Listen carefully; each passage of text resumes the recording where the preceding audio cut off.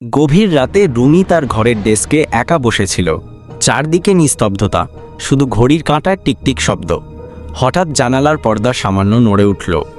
রুমি প্রথমে ভেবেছিল বাতাসের ঝাপটা, কিন্তু বাইরে তো বাতাস ছিল না।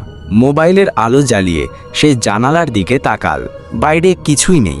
কিন্তু যখন সে আবার নিজের জায়গায় ফিরে বসল, তখন টের পেল ঘরের বাতাস যেন ভারী হয়ে উঠেছে।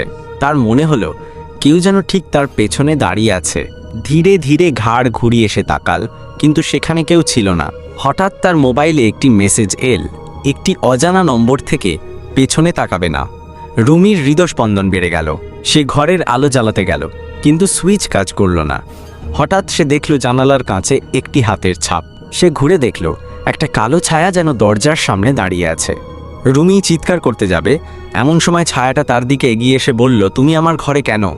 রুমি আশেপাশে তাকিয়ে দেখল ঘরের দেয়ালে রক্ত দিয়ে লেখা, এটা আমার ঘর। রুমি ঘর থেকে বের হতে চাইল, কিন্তু দরজা বন্ধ। ছায়াটা ধীরে ধীরে তার দিকে এগিয়ে আসতে লাগল। রুমির চোখের সামনে অন্ধকার নেমে এল। পরের দিন সকালে রুমির মা ঘরে এসে দেখলেন রুমি ডেস্কে মাথা রেখে পড়ে আছে, নিঃশব্দ, নিথর। আর ডেস্কের ওপর একটি কাগজে লেখা, আমি এখন তার ঘরে থাকি।